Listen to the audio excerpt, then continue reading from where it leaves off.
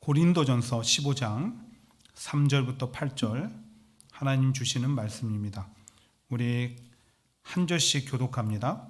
내가 받은 것을 먼저 너희에게 전하였노니 이는 성경대로 그리스도께서 우리 죄를 위하여 죽으시고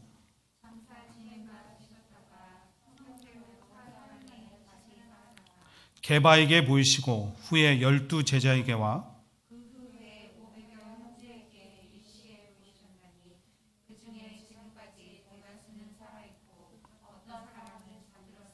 그 후에 야고보에게 보이셨으며 그 후에 모든 사도에게와 맨 나중에 만삭되지 못하여 난 자 같은 내게도 보이셨느니라. 아멘. 어느 날 남편과 아내가 함께 TV를 보고 있었다고 합니다.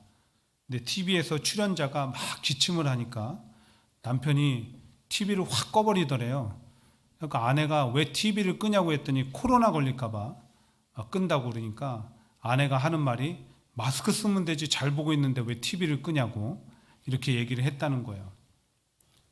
요즘엔 하도 이제 코로나 상황이 오래되다 보니까 이런 우스갯소리도 만들어져서 나누어지고 있습니다. 근데 그렇게 오랜 기간 동안 또 그 가운데 있었던 우리 변화와 두려움과 수많은 염려와 걱정 가운데서도 오늘의 이 2021년 부활절을 맞이할 수 있음은 오늘 살아계신 하나님께서 우리의 삶과 가정들을 지키셨기 때문임을 우리가 믿습니다. 아멘. 실제로 제가 말씀을 준비하면서 생각해 보니까 지난해는 그때가 참 코로나 팬데믹 상황이 정말 극심할 때여가지고요. 이렇게 우리 모여서 부활절 예배 못 드렸습니다. 기억하세요? 다 가정에 있었어요. 그래서 예배 끝나고 우리 교역자들이 함께 그 부활절 계란을 가지고 막 찾아가지고 그 앞에서 기도하고 그랬던 일이 정말 엊그제 같습니다. 근데 올해는 비록 뭐 여러 가지 사정 가운데 피치 못하게 나오지 못하는 분들도 있지만 그래도 이렇게라도 나와서 함께 예배하고 유아 세례식도 하고 좀 있다가 아이들의 찬양도 듣고 얼마나 기쁜지 몰라요. 바라기는 오늘 이 예배를 드리는 여러분 가운데도 예수 부활의 기쁨과 은혜가 충만하게 임하시기를 바랍니다. 부활하신 주님으로 말미암아 현재에 처한 현실 속에서 낙담하지 마시고 변화와 승리의 새 소망을 가질 수 있게 되기를 주님의 이름으로 축복합니다. 아멘. 어느 날 초등학생 2명이 대화를 나눴대요. 그러다가 한 초등학생이 이제 다른 친구한테 이렇게 얘기한 거예요. 어른들은 다 비밀이 있다? 그 비밀 잘 이용하면 네가 원하는 걸 얻을 수 있어. 에이, 그런 게 어딨어. 아니야, 정말이야. 너 오늘 집에 가서 한번 그렇게 해봐. 정말? 집으로 왔어요. 그 얘기를 들은 이 초등학생이 써먹는 거예요. 먼저 엄마에게. 엄마, 나 엄마 비밀 알고 있다? 엄마 깜짝 놀라는 거예요. 그들이 엄마가 10만 원을 딱 주면서 야, 아무한테도 말하지 말아라? 그 얘기를 한 거예요. 너무 재밌잖아요. 퇴근 시간이 됐어요. 아빠가 오셨어요. 아빠가 이제 방에 들어가서 옷을 갈아입는데 쪼르륵 따라 들어가가지고 아빠한테 다시 해보는 거예요. 아빠, 나 아빠 비밀 알고 있어요. 아빠가 깜짝 놀라더니 대뜸 하는 말이 엄마한테는 말 안 했지? 그러면서 엄마뿐만 아니라 누구한테도 말하면 안 된다 그러면서 20만 원을 주는 거야. 우리가 살아가다 보면 감춰야 될 사실이 있고 들춰내야 되는 사실이 있습니다. 알리지 말아야 되는 사실이 있고 널리 알려야 되는 사실이 있어요. 특별히 우리 기독교의 부활절이 있다는 것은 세상 가운데 우리가 널리 들춰내고 알리고 소문내야 되는 그런 사실이에요. 사실 크리스마스보다 우리가 더 성대하게 지키고 기념해야 되는 것이 부활절이에요. 왜냐하면 부활절은 우리가 믿는 예수님이 살아 계신다는 명백한 증거이기 때문에 우리가 받은 구원과 영생의 은혜가 확실한 증거가 되기 때문에 주님을 그렇게 살리신 것처럼 우리도 영원한 생명 가운데로 살리실 것을 믿을 수 있게 되는 거예요. 왜? 명백한 증인이 되시는 분이 누구예요? 우리 주님이시잖아요. 그래서 부활절은 우리가 다른 누구보다 기뻐하고 감사하고 즐거워하고 또한 세상 가운데 이웃 가운데 널리 알려야 되는 사실인 거예요. 그런데 그렇게 부활절은 우리에게 죄사함과 구원과 영생의 은혜를 주시기 위해서 대신 죽으시고 또 그 죽음에서 사망 권세를 이기고 다시 살아나신 예수님의 실체를 증거하는 것으로 의미를 다하는 것은 아닙니다. 물론 그 의미가 가장 커요. 가장 핵심이에요. 중요해요. 그런데 오늘 이 부활절은 현대를 살아가는 교회와 성도들에게 또 다른 의미들로 다가온다는 거예요. 그게 무엇일까? 그걸 이 아침에 우리가 본문을 통해서 함께 나누고자 하는 것입니다. 가장 첫 번째, 예수님의 부활은 모든 인류의 역사가 하나님의 계획과 통치 아래 있음을 보여주는 거예요. 본문 3절부터 4절을 함께 우리 읽어보도록 하겠습니다. 같이 한 목소리로 읽습니다. 자, 시작. 내가 받은 것을 먼저 너희에게 전하였노니 이는 성경대로 그리스도께서 우리 죄를 위하여 죽으시고 장사 지낸 바 되셨다가 성경대로 사흘 만에 다시 살아나사. 방금 읽었던 말씀 가운데 반복되는 한 단어가 있죠. 노란 걸로 해놨으니까 모른다고 하실 분은 한 사람도 없을 거예요. 성경대로. 곧 예수님의 부활은 우연히 일어난 것도 아니고 즉흥적으로 일어난 일도 아니고 하나님의 계획과 섭리 가운데 일어난 사건이라는 거예요. 그리고 이를 통해서 우리가 마음에 새겨야 될 사실이 있다고 한다면 인류의 역사는 하나님의 계획과 손 아래에 있다는 것이죠. 곧 예수님의 부활 사건뿐만 아니라 과거와 현재와 그리고 우리에게 다가올 미래를 이끌어 가시는 분이 누구신 거예요? 하나님이시는 거예요. 하나님. 하나님이 역사의 주관자가 되시는 거예요. 하나님 스스로도 그렇게 밝히고 계시죠. 대표적으로 이사야 55장 11절입니다. 내 입에서 나가는 말도 이와 같이 헛되이 내게로 되돌아오지 아니하고 나의 기뻐하는 뜻을 이루며, 이렇게 돼 있어요. 근데 그 전에 무슨 얘기가 나오냐면 씨앗을 우리가 뿌리면 그 씨앗은 거짓말 안 하잖아요. 반드시 어떻게 해요? 땅 속에 심겨져서 자라나고 열매를 맺는 것처럼 주님의 말씀도 저렇게 성취된다. 이 얘기를 전하는 거예요. 꼭 그렇지 않더라도 우리가 성경을 조금만 읽어봐도 역사를 이끌어 가시는 분이 누구예요? 하나님인 것을 곧 알게 돼요. 그래서 우리가 해야 할 일은 무엇입니까? 그 하나님을 믿는 믿음 안에 사는 거예요. 그 믿음 안에. 그럼 삶을 대하는 태도가 달라지고, 태도가 달라지니까 인생 전체가 달라지는 거예요. 무엇보다 하나님을 역사의 주관자뿐 아니라 내 삶과 인생의 주인으로 믿는 성도는 하나님께서 그 인생을 이루어 가시더라니까요. 대표적인 예로 구약 성경에서 가장 많이 언급되는 인물 중에 하나가 누굽니까? 다니엘이에요. 그는 유다가 바벨론에 의해서 멸망당했을 때 포로로 끌려갔어요. 10대 시절에. 말 그대로 나라가 망했고 자신은 노예와 같은 신분이 된 것입니다. 아마도 대부분의 사람들은 이런 경우에 처하게 되면 한없이 절망하면서 인생을 포기해버릴지도 모릅니다. 그 어떤 소망도 갖지 못한 채 흐르는 강물에 낙엽잎 떠내려가는 것처럼 내 인생도 그렇게 시간 속에 던져버릴지도 몰라요. 왜? 다 절망이잖아요. 다 끝났잖아요.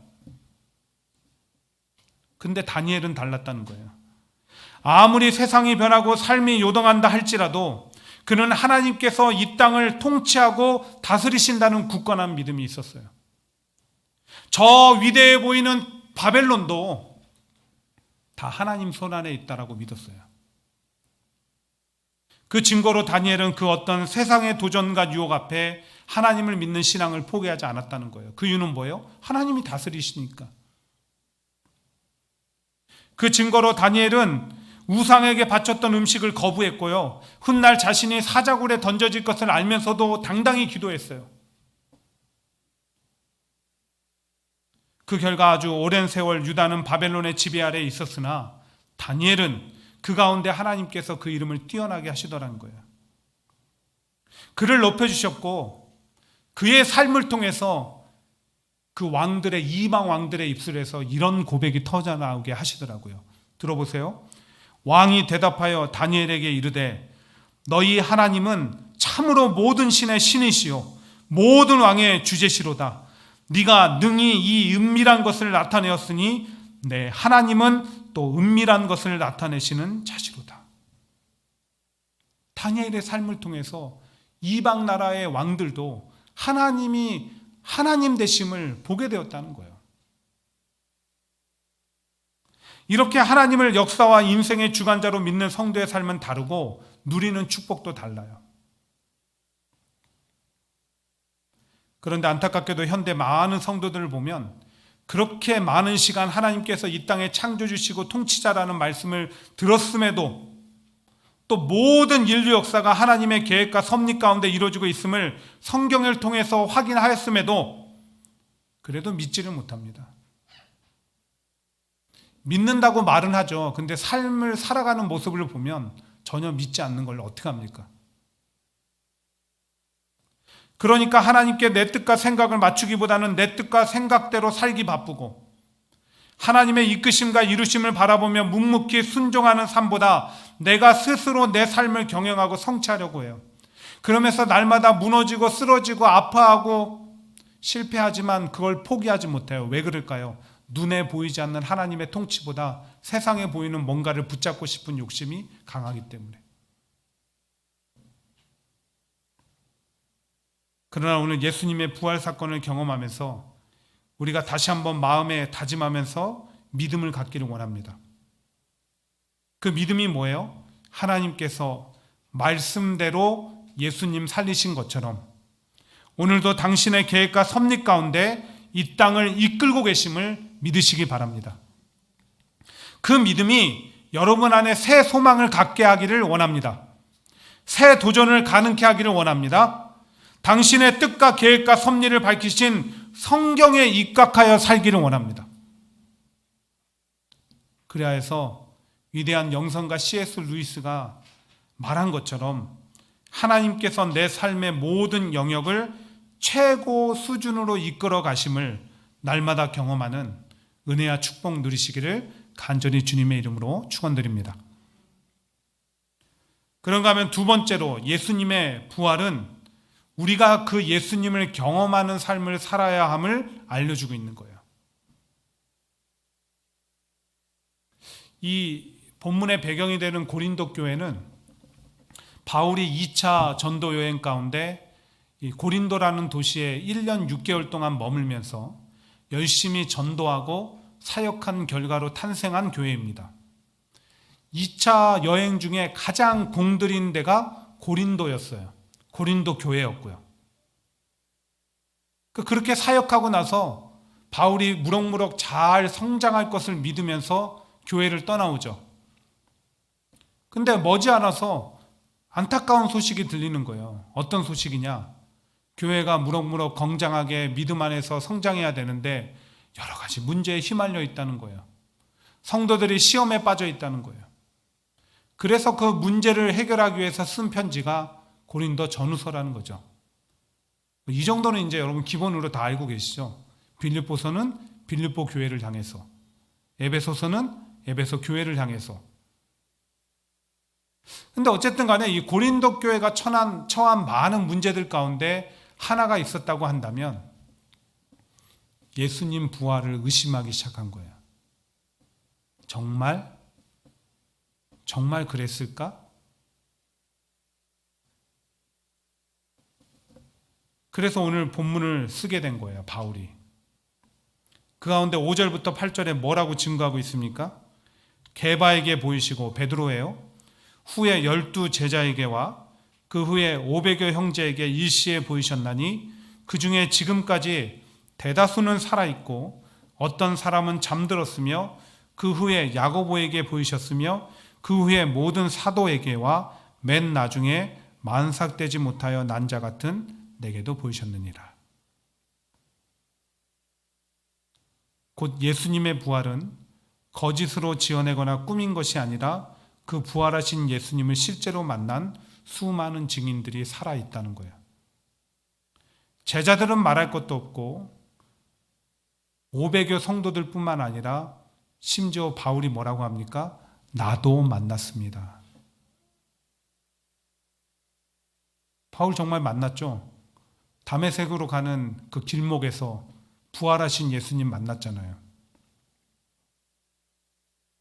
결국 바울은 고린도 교회 성도들을 향해서 예수님의 부활은 단 1%도 의심할 가치가 없는 명백한 사실입니다 라고 강력하게 얘기하고 있는 거예요.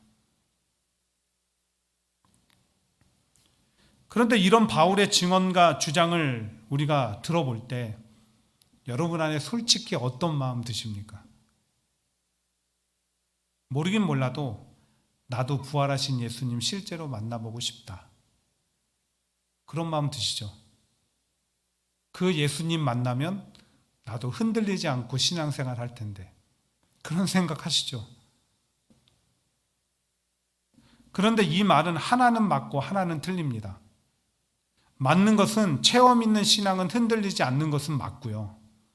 틀린 것은 비록 예수님을 그때의 이 증인들처럼 우리가 육안을 통해서 볼 수는 없지만 그분은 명백히 살아계시기 때문에 체험과 경험을 통해 만날 수 있다는 거예요.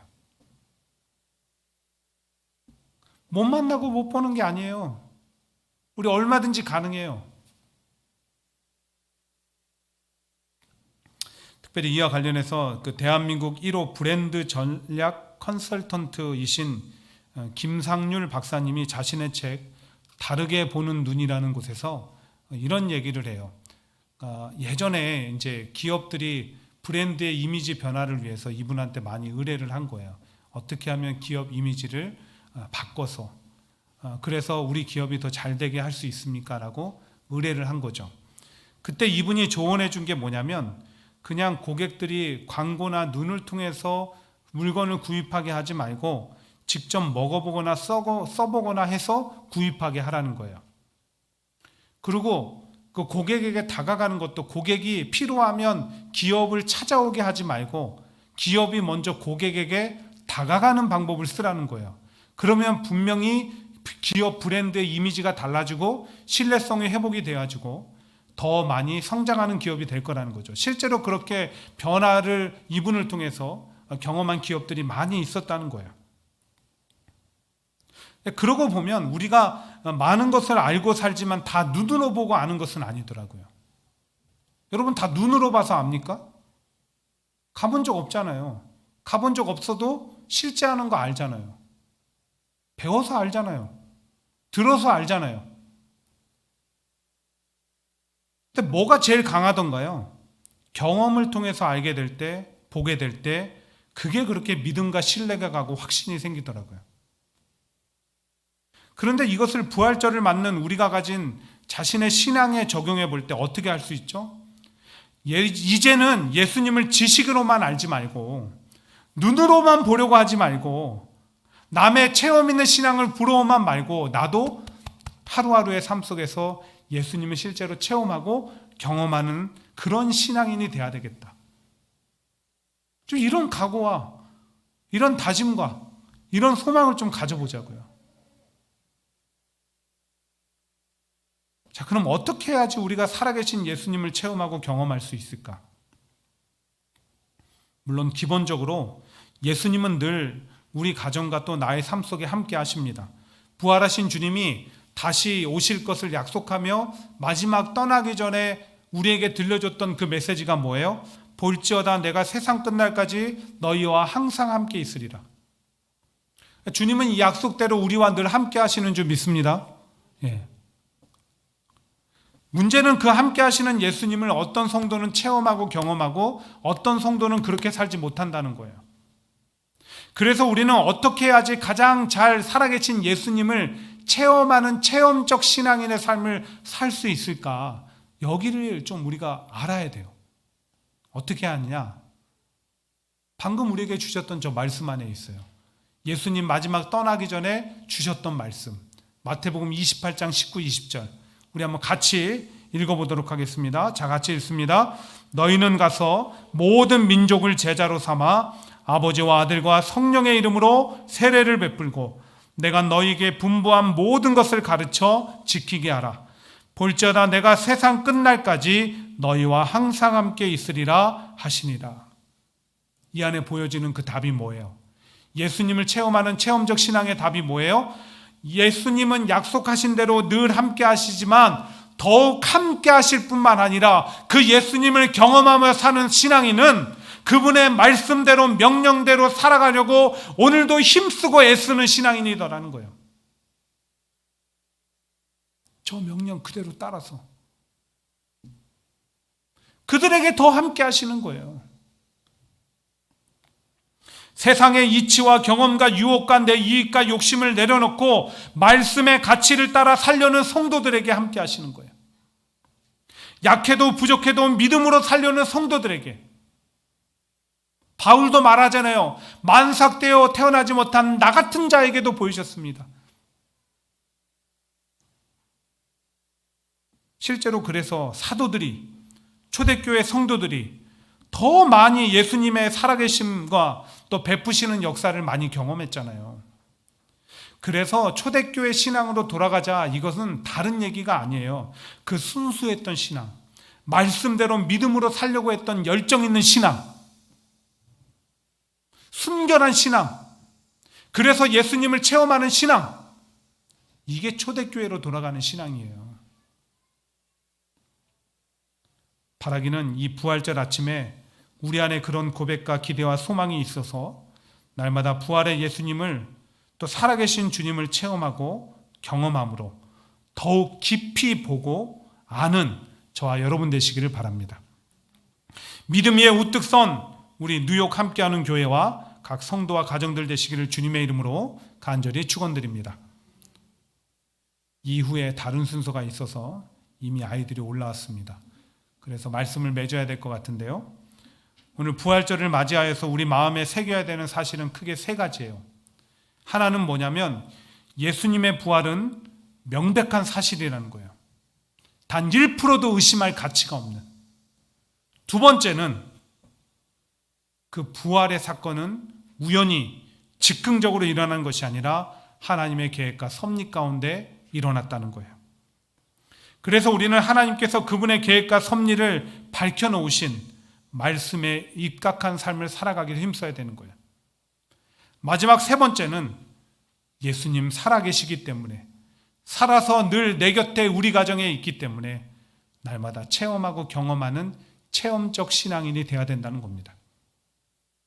이 세 가지가 이 부활의 아침에 우리 모두의 마음과 생각과 삶 속에 새겨지고 각인되어서 하나님께서 예수님을 죽음 가운데 살리사 영원한 삶으로 인도하신 것처럼 우리가 이 땅을 떠나서 우리 하나님이 동일하게 우리를 영원한 생명으로 인도하시는 그날까지 하나님 보시기에 부끄럽지 않고 세상으로부터 승리하는 그런 삶 살 수 있게 되기를 주님의 이름으로 간절히 축원드립니다. 기도하겠습니다. 하나님 아버지, 부활의 주님을 우리가 다시 한번 마음에 새깁니다. 세 가지를 기억하는 신앙인 되기 원합니다. 부활의 사건을 의심치 않는 신앙인 되게 하시고 모든 것이 하나님의 계획과 섭리 가운데 이루어졌으니 내 삶도 말씀에 입각하여 살아가게 하시고 무엇보다 변치 않고 우리 곁에 계시고 우리를 위해서 하나님 우편에 친히 간구하시는 그 예수님을 날마다 체험하며 경험하는 체험적 신앙인의 삶이 되게 하여 주시옵소서. 그리하여서 우리 주님 다시 배웁고 또 하나님 곁에 가는 그날까지 하나님 앞에 부끄럽지 않는 참된 신앙인들의 삶이 되게 하여 주시옵소서. 예수님의 이름으로 기도드리옵나이다. 아멘.